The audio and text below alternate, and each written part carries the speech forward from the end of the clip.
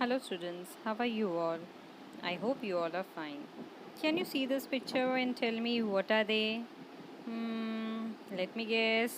Yes, these are insects.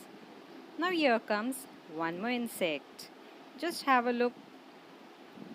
This is the poet C.J. Dennis. Today we are going to see the poem The Triantiwontigongolope. There's a very funny insect that you do not often spy.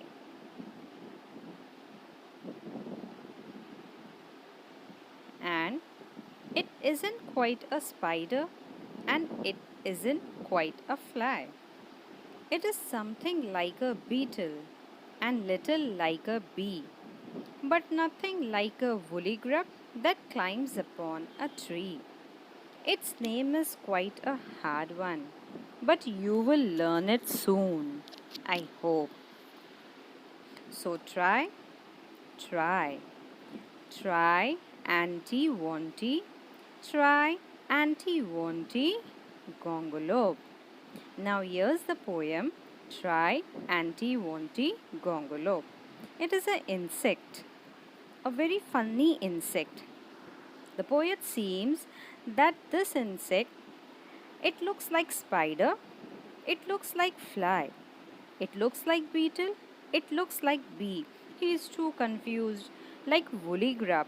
This poet cannot understand that this insect looks like what. Sometimes he feels that it is like spider or like fly. He is too confused. And what he is telling that it is very funny insect. It is something like beetle, something like bee. But it is not a woolly grub that climbs upon a tree. And what he says that its name is quite hard one, but you will learn it soon. Here's the picture of Triantiwontigongolope. Now here's the rhyming word: spy, fly, bee, tree. I hope you all know that what is rhyming words, which when we spell, it looks similar. Now here comes the picture of this insect. Can you tell me which is this insect? Yes. The next one, fly. The poet is thinking that these insect is either spider or fly. Or he seems like it is like beetle. Or sometime it looks like bee. He is too confused that what does this insect look like? Either beetle, bee, spider or fly. He is thinking about it that what does this insect look like? Now this is woolly grub. So the poet is thinking that is the Triantiwontigongolope like woolly grub? No. Now we will go with second stanza. It lives on weeds and wattle gum and has a funny face. Its appetite is hearty and its manners a disgrace. When first you come upon it, it will give you quite a scare. But when you look for it again, you find it isn't there. And unless you call it softly, it will stay away and mope.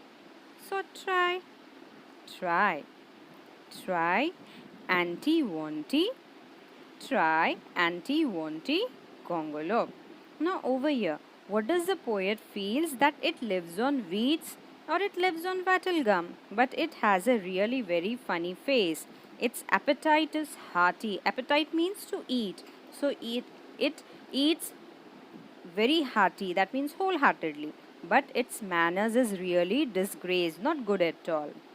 And when first we see to it, we will feel a quite scared. That means we will be frightened. But when you look for it again, that means when you will see it properly, the insect, you find it isn't there. You will think, oh, it is not there only. And unless you call it softly, it will stay away and move. That means this insect If you call or if you touch it, it will stay away from you and move. Now these are the words in blue. I will be showing you that what does it means. But over here in this para, poet wanted to tell us about that where the insect stays, how does he eat, and how does we feel when we look at the insect. Now here comes again the rhyming words: face, disgrace, scare, there. Now the next picture comes of weeds. Can you see this? Weeds means what? It is the unwanted grass that we find it on the ground. This is known as weed. So what the poet is thinking that sometime it is on weed. The next is wattle gum. The poet thinks that it stays on wattle gum. Now, what is the meaning of mope? Feel dejected and apathetic. Dejected means not to look at all. That means everyone dislike that thing. Now, the next stanza. It trembles if you tickle it or tread upon its toes. It is not an early riser, but it has a snobbish nose. If you sneer at it or scold it, it will scuttle off in shame. But it purrs and purrs quietly proudly if you call it by its name, and offer it some sandwiches of sealing wax and soap. So try, try anti-wanty, try anti-wantigongolope. Now in this para, what the poet wants to say that it trembles if you tickle. Trembles. What is the meaning of tremble? To get frightened. If you tickle, tickle means what? If we trouble the person when and it starts laughing. So if you tickle that insect, it will tremble in fear and it will come up on its toes. It is not an early riser. That means it sleeps a lot, but it has a snobbish nose. If you sneer it, that means if you look, if you scold, or if you scuttle off, it will be very shameful.